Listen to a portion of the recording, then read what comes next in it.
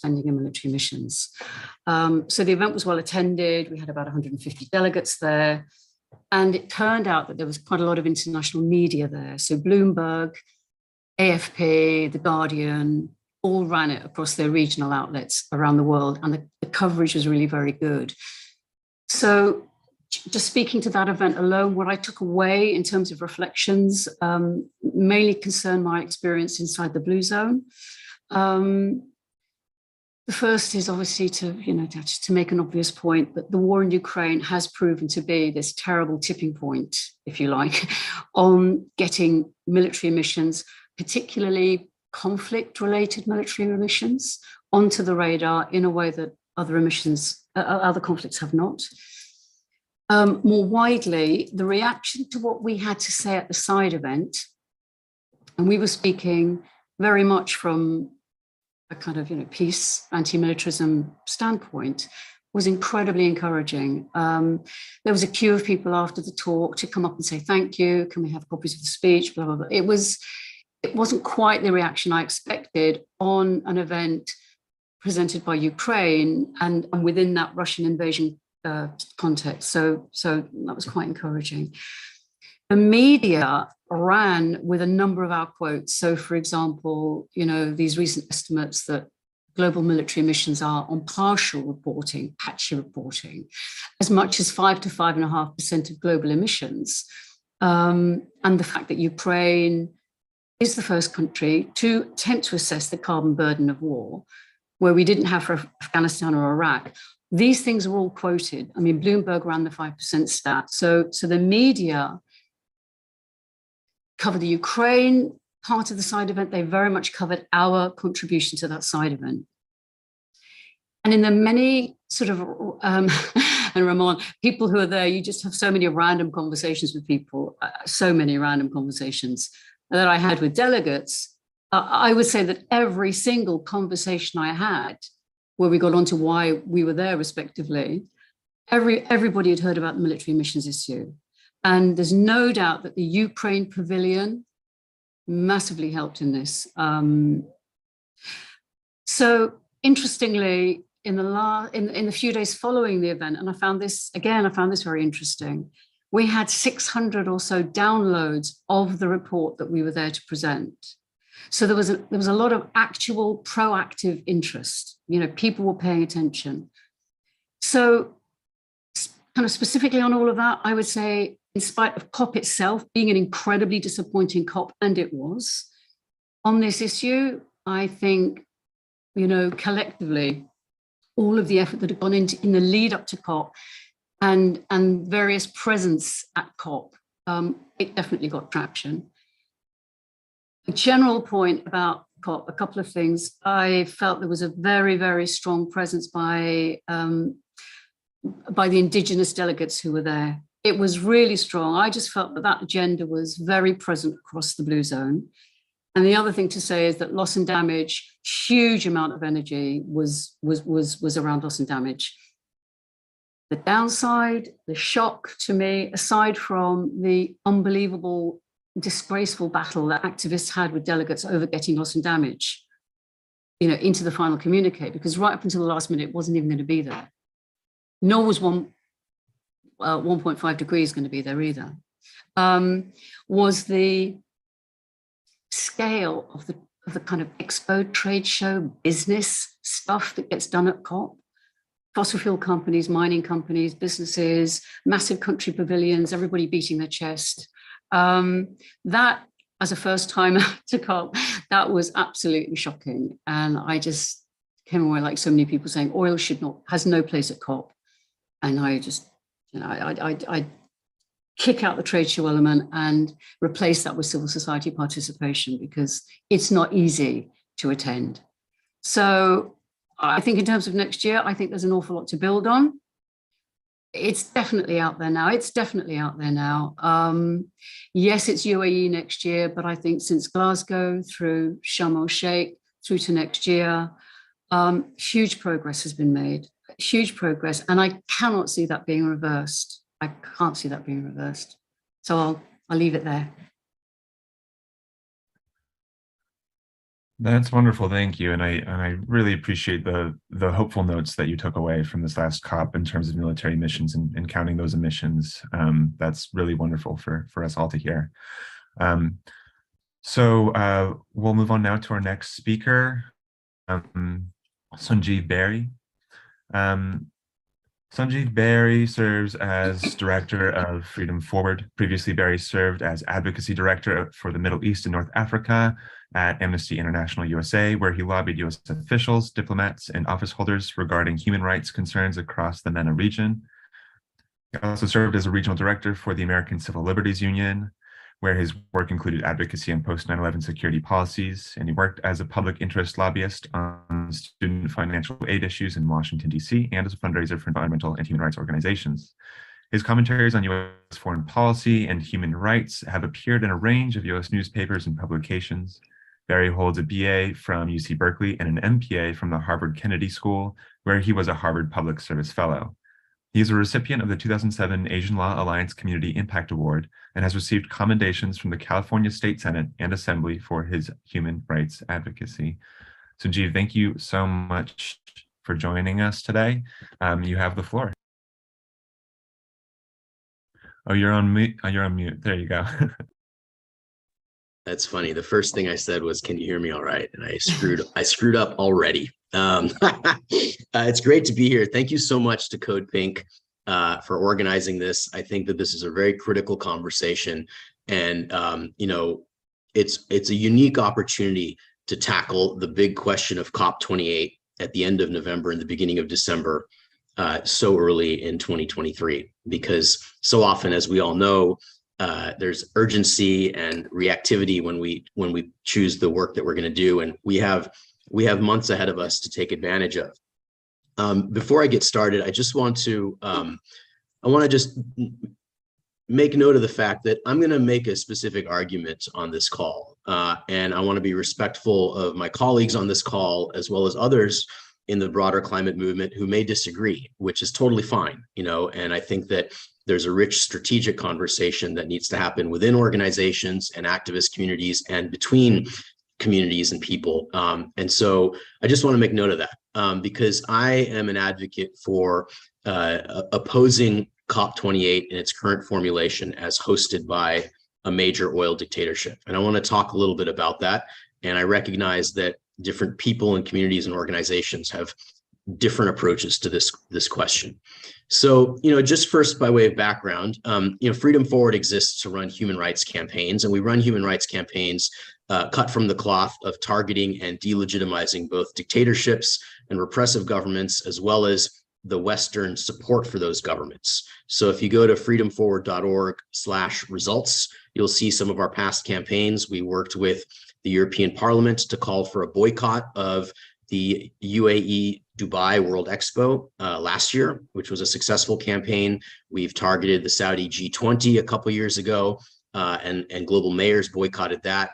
And we're opposed to dictatorships that are US-backed, dictatorships in general, but especially US-backed, since Freedom Forward is a US-based organization, using these sorts of events to sports wash or greenwash or otherwise wash their horrible histories and agendas. So there's a real opportunity here with COP28 and a major problem. The problem is, of course, that of an oil dictatorship being the host of COP28. The UAE, the Saudi dictatorship, the Qatar dictatorship, all of them use these events to sports wash and greenwash their roles as anti-democratic governments that oppose freedom and that seek to preserve their systems of rule as ruling families with vast oil revenues that give them the power that they have. And for the UAE in particular, there are good reasons in the cynical Machiavellian sense for them to take on this role from the perspective of greenwashing. First, it helps them maintain a fossil fuel economy. If you posture yourself as supporting, renewables or that sort of thing, it reduces the pressure you might face for the underlying reality that your entire economy is built on the export of oil, and that both the UAE monarchy and the Saudi monarchy have demonstrated in different ways that they have no intention of that changing. They have no intention of reducing the profit curve ahead of them when it comes to continuing to exploit their oil resources and maintaining global dependence on that. So that's the first thing. By the UAE serving as host of COP28, they get to greenwash their underlying goal of maintaining a fossil fuel economy. The second piece of this is that they get to greenwash the fact that they are maintaining dictatorship as a system.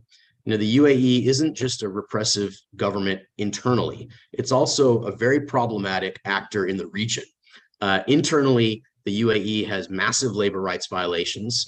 The very site of the COP28, the Dubai Expo City, which was built for the purposes of the UAE Dubai Expo, which the European Parliament had previously called for a boycott of, that very site has involved significant documented labor violations.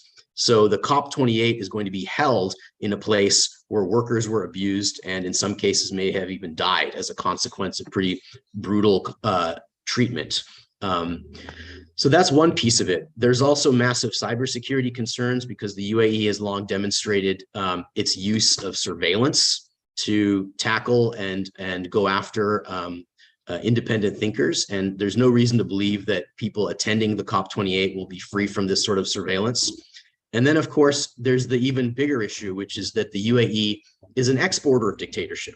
The UAE has, I'm sorry, there's a garbage truck outside, so let me know if there's noise in the background. Cool. The UAE has opposed democracy in Bahrain. They've backed a warlord in Libya. They are part of the coalition of organizations working to undermine a Tunisian democracy. They've supported a military council in Sudan. So they're a pretty horrible regional actor. And so that's sort of the backdrop of why this is such a problematic thing, in addition to the UAE and its massive bloodshed in Yemen. Now, the opportunity here, and I want to be, I recognize I just have probably about a minute left. The opportunity here is to build climate momentum globally by opposing the UAE oil dictatorship takeover of COP28. And I see this as a win-win for people in the climate movement, because given that the UAE's goal is to posture itself as a climate-friendly government, a public posture in the climate movement that says this is illegitimate, the UAE should not be hosting this, and a UAE oil executive should not be the head of convening the conference, will put pressure on everyone who wants, all of the government elites who want something positive to happen, to demonstrate that they are not, in fact, participating in a greenwashing exercise.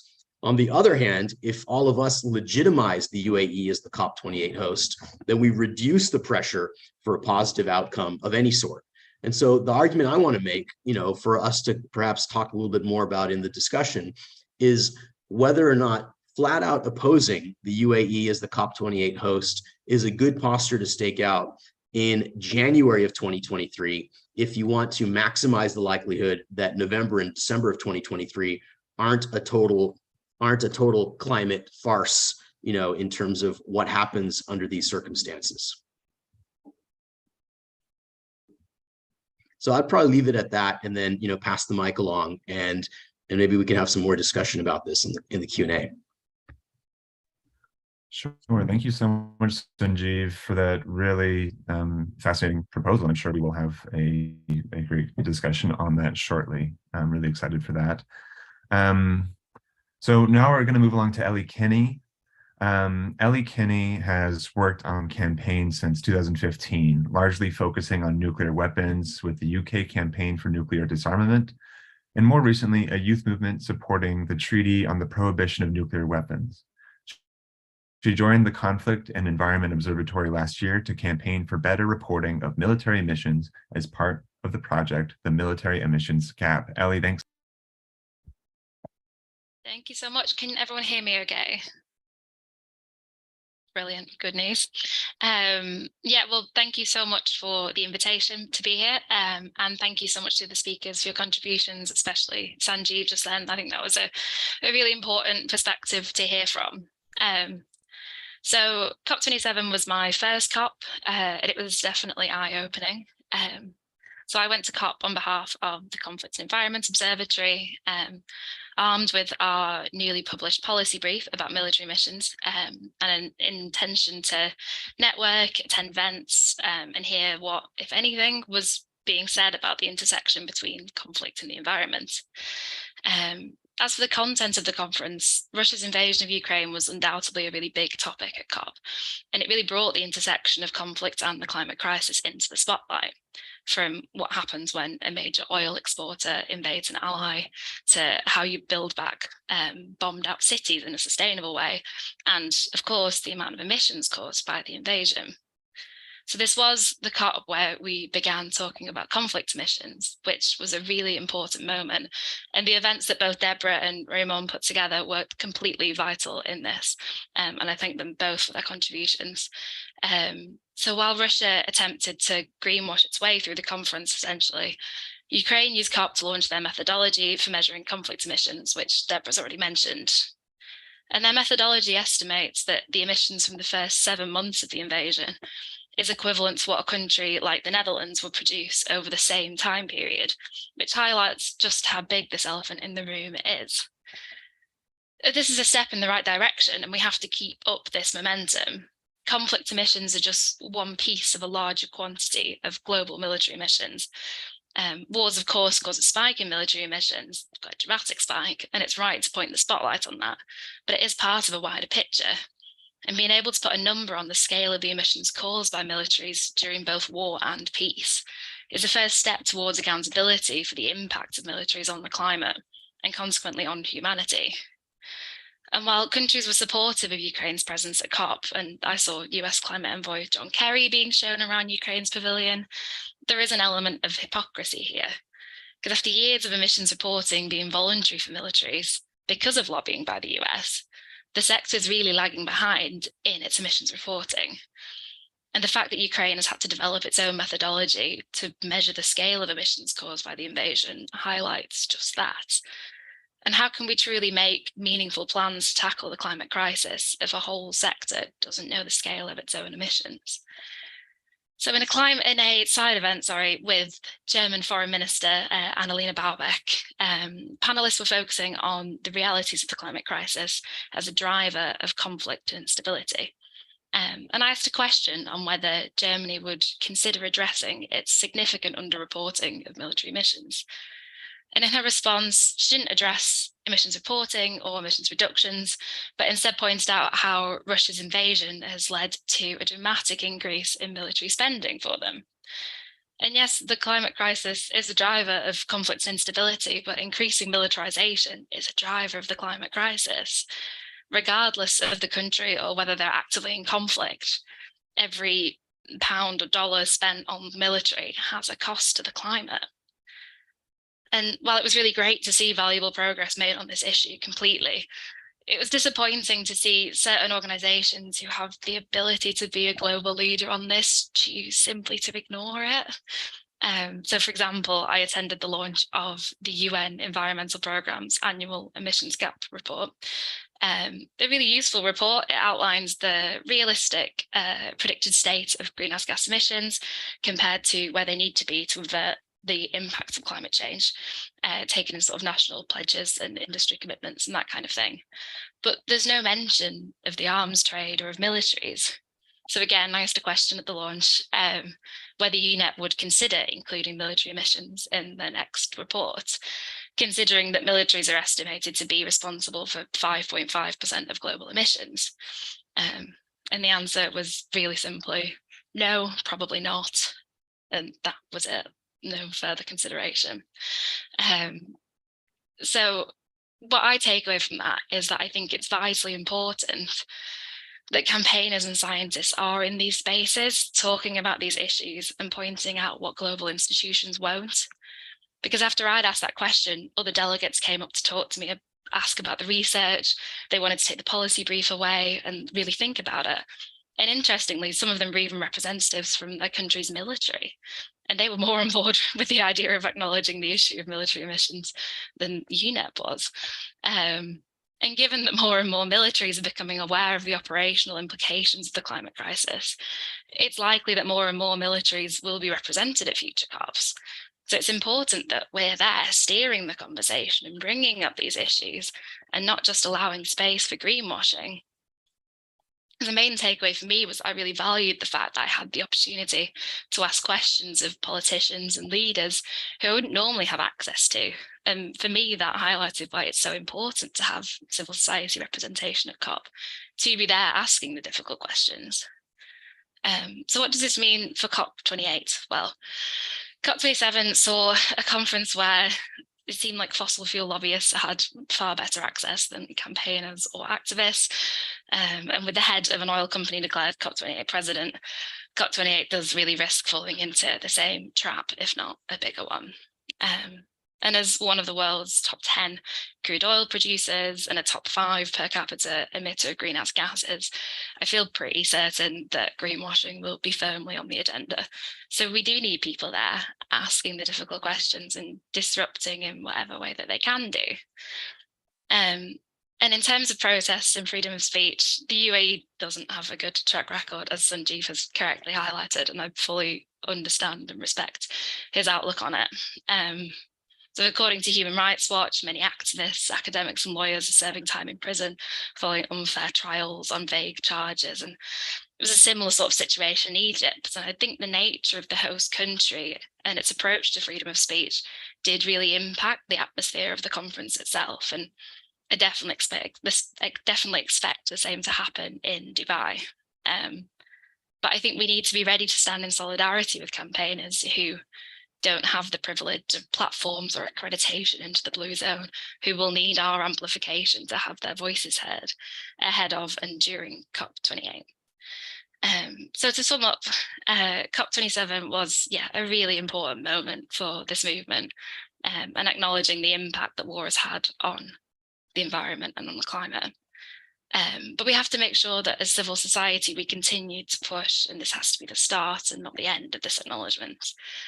Warmongers and dictators absolutely must be held accountable for the impact of their wars, but there is a whole military sector and governments that lead them that must also be held accountable for their contribution to this crisis. And mandatory reporting, as we've mentioned, as Deborah's mentioned, is where that starts.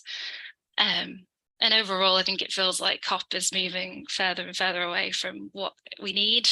It's moving towards the kind of glitz and the profit and away from informed decision-making for global good. So I think we need to really work across movements with our campaigners fighting on loss and damage and colleagues working for a just transition, and really keep up the pressure of civil society against greenwashing and for freedom of speech. Thank you so much, Ellie, for your insight on COP27 and your fantastic work with the military emissions gap. Thank you so much. We'll now talk to Ramon Mejia. Ramon Mejia of Dallas, Texas is an anti-war veteran and the anti-militarism national organizer at Grassroots Global Justice Alliance, where he supports members organizing to dismantle systems of violence to build healthy, thriving communities. Ramon, thanks so much for being here. Penny, for your thought. Sweet. Good morning, everybody. Thank you for the invitation. It's been a pleasure to be a part of today's panel. So I took part in a over 60-member It Takes Roots frontline delegation, which consisted of GGJ, the organization I'm a part of, Climate Justice Alliance, Indigenous and Environmental Network, Indigenous Climate Action, Just Transition Alliance, the Black Hive at the Movement for Black Lives, in addition to the World March of Women and La Via Campesina. We traveled to COP27 to advance the narrative and the policy interventions on 3 core policy priorities, demanding climate reparations from global North countries, demanding respect for human rights and indigenous people's rights, and demanding the end of fossil fuel and false climate solutions. For the last couple of COPs, our It Takes Roots frontline delegation has been focused on challenging the entrenchment of false solutions, in particular the use of market mechanisms and offsets to limit, interrupt, and denounce the formal inclusion of any and all false solutions and market mechanisms within the UNFCCC. At this COP, we saw that there was more than 600 fossil fuel lobbyists in attendance, more than 25% since last year's conference.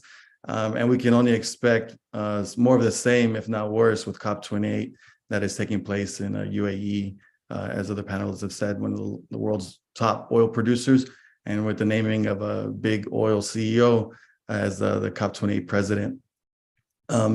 We see the need to develop and identify viable pathways forward to mitigate the impact of climate change, the need to cut emissions at the source that is causing the pollution directly. For GGJ in particular, one of our objectives at this COP was to advance a feminist, anti-racist, regenerative economy interventions, on the international terrain, demilitarization as a central climate justice demand, and then to strengthen the grassroots feminist movements at the intersection of climate justice and the feminist economy. For the focusing in on the demilitarization as central to climate justice, this is part of a continued multi-year strategy to address the role of U.S. military as the world's largest consumer of fossil fuels, and the role that the U.S. military plays in extractivism and the resource wars globally. At COP26, we brought this narrative and intervention, and we were able to get some movement in the media, but also it was an opportunity to continue to build the consciousness of our members to be able to travel. Oftentimes, they don't. Oftentimes they're the voices that are excluded from these international conversations. So they were able to lift up the demands and the plight of their communities and the impact, direct impact that they have as a result of military impacted and systems impacted people. For COP27, we continued on with this focus around raising the opposition to the exclusion of military missions in these climate conversations. We held panels, actions, and an exhibit booth that we had on the inside, the Blue Zone. Our delegates coming from system and military impacted peoples made certain that they were able to share the knowledge and experiences that these systems, the destruction that these systems wage on their communities, and also the solutions that are being cultivated at the local, national, and have conversations with other international communities at this level to be able to push back.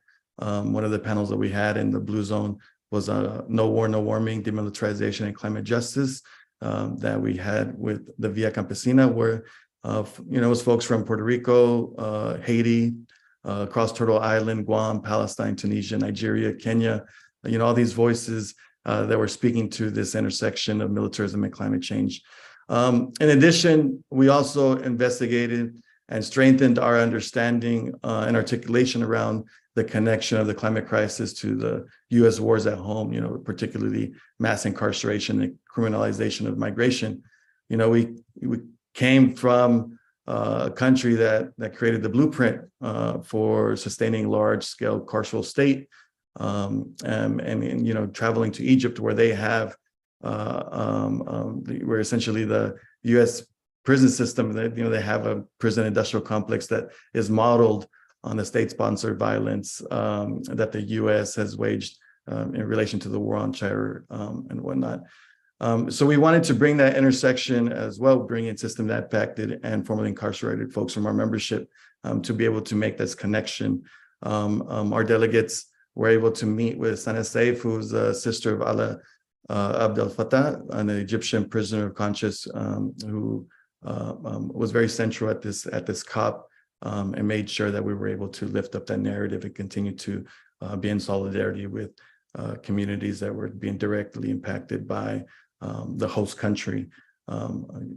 So, it's important that, that to make clear that we're at a critical juncture in which polluting extractive economies and institutions of harm are producing, intersecting material crises. So, I'm definitely jazzed and excited to continue having this conversation, looking forward to COP28. The oil sector is going to be, ever present. We can expect more greenwashing. And, it's during this time that countries are supposed to be are supposed to be reporting on emissions reductions, how far they've come in within their goal. But we know that by excluding military emissions, and that's something that that this conversation and the actual impact that these emissions have on our communities are continuing to be left out. So it's important that we continue to center that. And also we understand that, in these spaces, what is our impact? More than importantly than anything, we want to be able to be speaking to our base, to the grassroots, to those on the front line. And we wanted to make sure that these delegations, these efforts, if they're creating impact, then that's a conversation that we want to have moving forward when it comes to COP28 and how we want to strategize in that way of moving forward. All the conversations that we had where folks are very supportive of what we were lifting up. So it's just about how do we continue to articulate our demands and continue to build with the international community, because these systems are international and they're destroying all our communities. So how can we collectively fight back against it? So I'll end there. Thanks. Wonderful. Thank you, Ramon, and thank you so much for your work at Last COP and your continued fight for climate and global social justice. So now we'll hear from Nancy Mancias. She is a doctoral student in anthropology and social change at the California Institute of Integral Studies. She holds an MBA from Dominican University of California and BA in drama from San Francisco State University. She's worked over 15 years in the nonprofit sector, focusing on social services, social justice, and theater. She has volunteered and visited the refugee camps in Greece and Kurdistan, Iraq, and provided migrant support on the US-Mexico border. As an anti-war advocate, Mancias has been actively trying to bring the troops home from their overseas misadventures. She's also been a part of the movement against torture and a proponent of closing the prison in Guantanamo. Nancy, thank you so much for being here.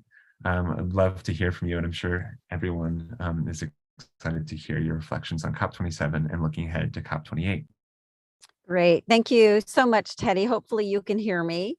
This is Nancy Mancias. I go by she, her pronouns. I'm here on Ohlone territory, also known as Berkeley, California. It's great to be here with you all and the panelists and our attendees. And I see your questions in the Q&A box, and we will get to those questions. This COP27, it was the second COP that CODEPINK had attended. We were at COP26 in Glasgow, which was completely, I think Ramon can say that it was completely different from the COP27 that we experienced at Sharm El-Sheik. I was primarily in the green zone, innovation zone, and the climate justice space. The green zone was set up for NGOs to participate, but no NGOs were participating. It was primarily, it was just very empty. And the innovation zone was organized by the private sector out of the UK. And this was actually well attended. It gave the private sector one-on-one opportunity to meet with heads of state. Boris Johnson, John Kerry was there. I had the opportunity to observe how important John Kerry is to the private sector, particularly around his private and public initiative that he is creating. So the private sector was there to lobby him to be part of this initiative, but I had to take a step back and realize that this initiative is nothing but an old-fashioned neoliberal policy. So John Kerry says that no country has enough money to address climate change, and that we have to outreach to the private sector. But when he says that, he's talking about neoliberalism. But he's talking about adaptation, but he's not talking about mitigation. And this is what is so important about addressing military emissions, is that we need to look at mitigation. I don't want to take up a lot of time because I want to get into the discussion. I'm so excited that all the panelists are here, and I'm happy that Deborah brings so much hope and joy. to this issue. But I'd like to get to the questions. And Sunjeev, fantastic way of bringing a discourse into the discussion. We are just like Egypt. We have to stand as activists. We have to step back and look at, how do we participate? How do we not validate something that is just set up to greenwash and overtaken by the oil and energy sector? But I hear what Ellie is saying, that we have to be there. We have to hold our countries accountable. We have to call them out. We have to disrupt. We have to have these interventions. And we see these interventions in the work that Ramon and his organization is doing. So this is a really interesting point where we're at as activists who have brought interventions into the COP. So I'm going to end it there, and I will hand it back over to Teddy for a discussion. Thank you all. Sure. Thank you so much, Nancy. Thank you to all the panelists for your wonderful reflections and responses. I'm excited to keep this conversation going. At this juncture, I think it makes sense probably to hop right into some questions from our participants on the webinar. We have a few of these questions posted, panelists, in the chat. I'll read out this first one, and whoever would like to take it, just feel free to begin speaking, and feel free to make this a discussion amongst yourselves as well. The question is, what would be the next step now that we want, what would be the next step that we would want to make now that we have the topic on the agenda? The topic, I assume, being military mission COP. And is this best step to make at COP or at a COP, or is there another focal point that could be more effective and less soaked in oil dollars? Cool. Yeah, and I think this is also a great opportunity if folks do also want to discuss something, what Sunjeev brought up around, the effectiveness of a COP, and this COP in particular at the UAE. But yeah, I'll send this question around to anyone who might be interested in taking it up. I don't know whether Deborah might also want to jump in on this, but I guess just as a sort of starter, I think when you think within the formalities of UN processes and structures, there is a really big difference between something being on the agenda and the starting of talking about something. I mean, it took loss and damage 10 years to get on the agenda in an actual sense. So I think we need to be clear about where we are. And that's not to downplay where we are, because big progress was made, and it's a fantastic step. But that's not, we're not like on the agenda yet. But what this hopefully means, if there's 2 side events this year last year that spoke about military missions, there'll be more next year, and we'll keep growing this whilst other things go on, because we know there's many different elements to COP. And I guess as well, going back to the thing around the sort of structures within the UN that you need to work within to make change. And this is possibly where Deborah would be quite good at coming in, that it's not just COP. There are different things along the way. There is Bonn coming up in a few months' time, and I know that Tipping Point North South and Conflict Environment Observatory and Science for Global Responsibility are submitting things around that for the global stocktake. It's not just COP. There are things that happen before then that build towards this, but unfortunately, we're organising within a UN structure, and that is limiting in terms of its timelines. Yeah, I can pick up a bit on that, Ellie. I mean, COP is so to address this question directly, what will be the next step? Is COP the best way forward? I mean, Ellie's absolutely right. COP is basically the annual endpoint in processes that go back a year, 2 years, 3 years in some cases. So I think certainly what we're all involved with as researchers, academics, and we very much come at this as campaigners, but is how do we influence the technical processes? Because it was, it was a technical omission that got us here in this place in the first place. That's the US saying we don't want military missions to be accounted for as at the point after Kyoto, and it was addressing Iraq. So that's just flowed through every military now. So it's all partial, patchy, do whatever you fancy doing. So how do we get the UN? How do we get the UN to pay attention to this? So there are things that we're all working on, which is a UNFCCC country submission. It's getting it on the IPCC agenda. It's getting it into this global stocktake that culminates for Dubai.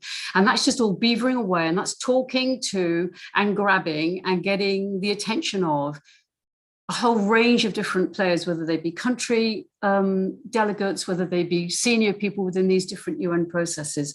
So to address the question, is the best step to make a COP? It absolutely is, not because we're at COP and it's in UAE, but because COP is that end process. And just to pick up on what Sunjeev was saying, I mean, absolutely 100% on absolutely everything you're saying. And I just was Googling before we came onto this thing, how the hell did UAE, how were we following on Egypt to UAE? And I was wondering, is this a regional thing? Everything shuffles around regionally. The really depressing thing is that UAE was selected at Glasgow COP by countries. So it's, I think it's a poison chalice. I think we're damned if we do, damned if we don't. But as Vanessa Nakati said at a session on loss and damage in Sharm El-Sheik, when Greta Thunberg had come out and said, we should all be boycotting Sharm El-Sheik. It's a dictatorship. It's an oil state. She's absolutely right. We should be. Vanessa Nakati sat at a packed room and said, it's all well and good saying we shouldn't be there. We, as climate delegates from climate vulnerable countries, we have to be here. We have to be here. And if they hadn't been there, loss and damage was not going to be on the final communique. Interestingly, nor was 1.5 degrees going to be in the final communique. So it's difficult. I'll leave it there. I'll go ahead and jump in. I mean, I think there's a response to that as well. Oh, sorry. The sound shorted out for a second. I think there's an interesting tension here that I think it would benefit us on this call and also more broadly as a set of overlapping communities and organizations and movements to figure out, which is there is the powerful role that public interest advocates and lobbyists play at an event.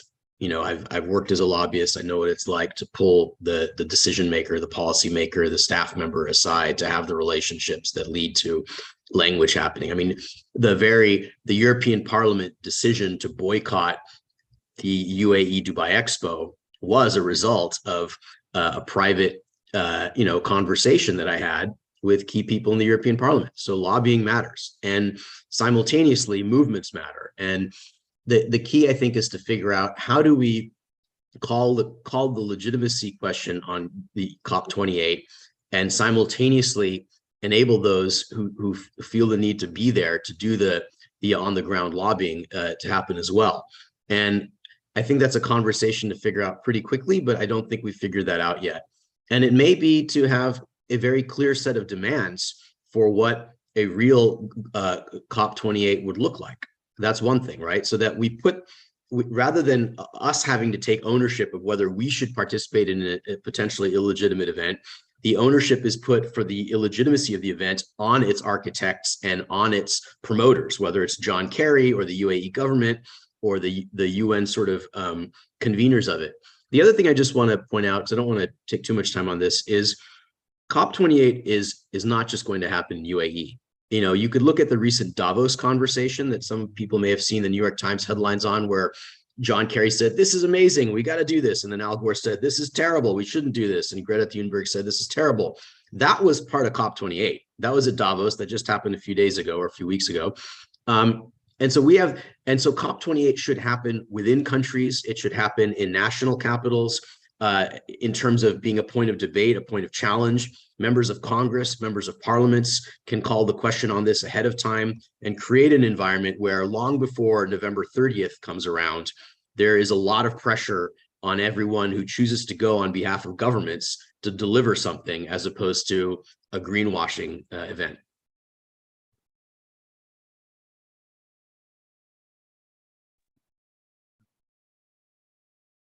Yeah, Thank you. just Oh, sorry. Yeah, Ramon, go ahead.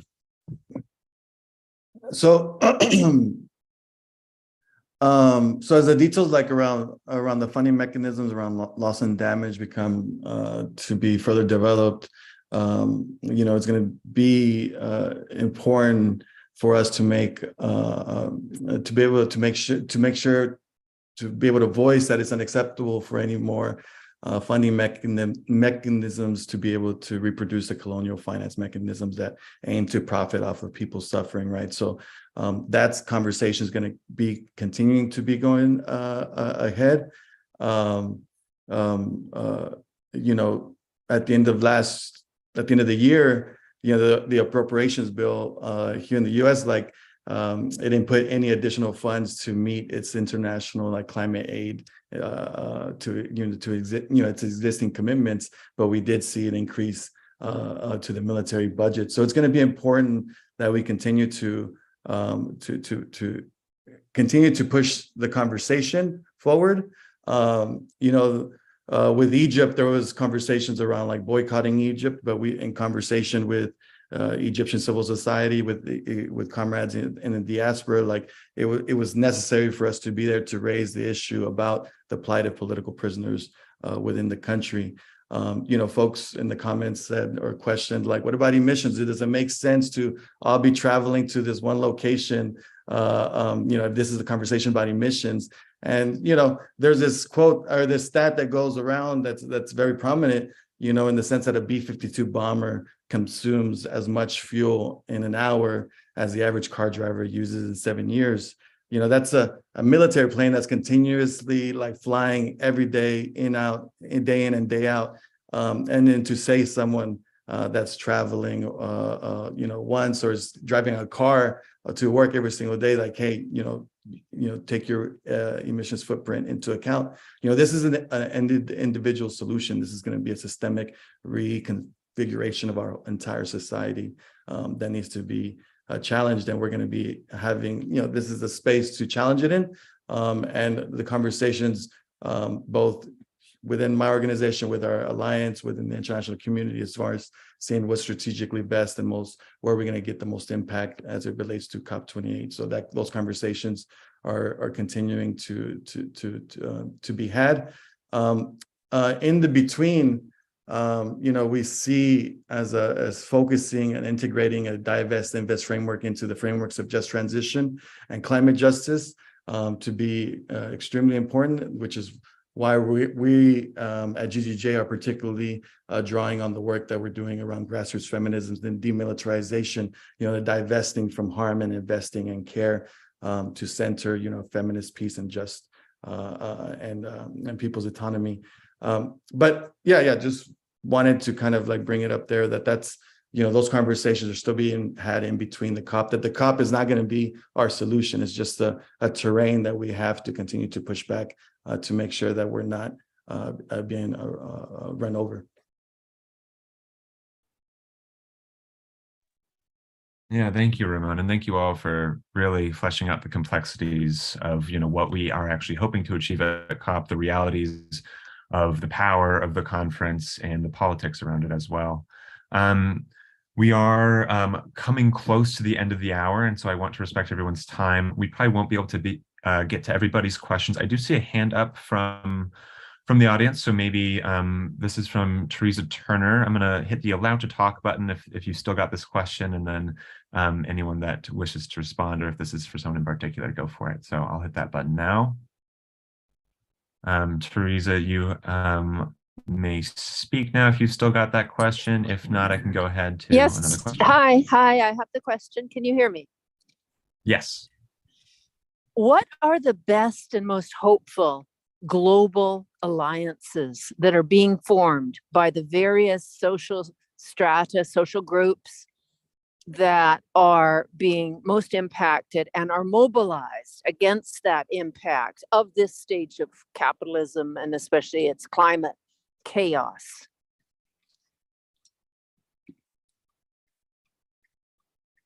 Great, thank you for that question. Can let that sit with our panelists. Anyone that wishes to respond to that directly, you have the floor.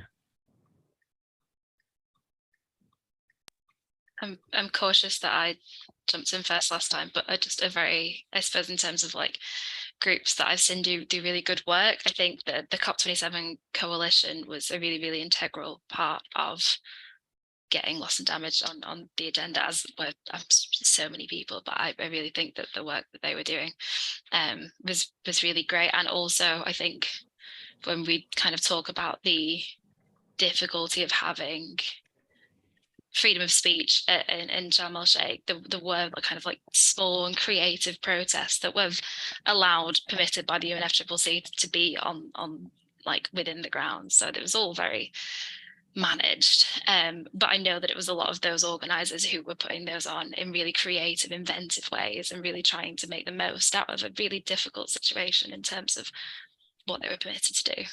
So shout out to those campaigners, because they did a really good job.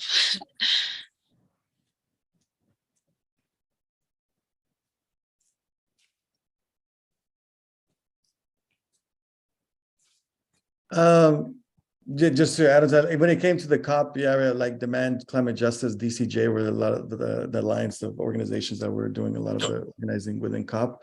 When we're talking about like which international kind of movements we're looking at trying to support, I think there's plenty, and there's plenty of them. There's a lot of folks doing a really amazing work, and it just depends on which ways folks want to be able to support the efforts. La Via Campesina is the largest peasant movement in the world, and they have folks that you should support. The movement of people affected by dams in Brazil, like there's plenty of folks.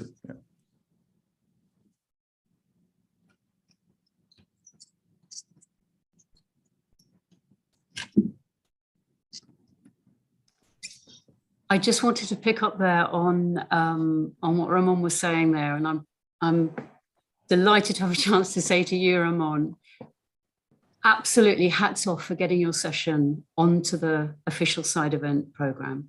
When I saw no war, no warming, demilitarization in the main zone, in the blue zone, in the program there at an Egypt COP, I just want to say huge congratulations. I think you getting your event onto the main program was a breakthrough moment. I just want to say that. Congratulations, well done. Thank you, Deborah. Yeah, and that's one thing that we really appreciate all the support that we've had with the panel and all our members that spoke at that panel. One thing that's unfortunate is that the UNFCCC, how they record the YouTube stream. Well, the entire panel they recorded the flyer only, so they never recorded the entire panel, and the audio's like horrible because the way that just the way the sound system was there. So yeah, that's one thing that we appreciate, and that panel was it was great, and thanks for all the work. Yeah.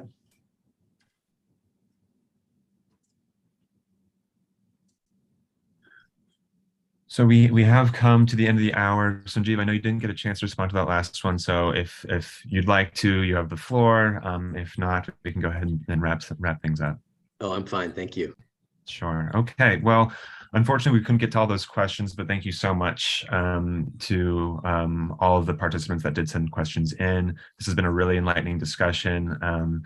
Deborah, Ramon, Ellie, Sunjeev, and Nancy, who had to hop off. Thank you all so much for your participation. I, for one, am given a lot of hope by the work that you all are doing, as I myself am entering more fully into Ramon, the first time I've heard a person. Oh, there we go.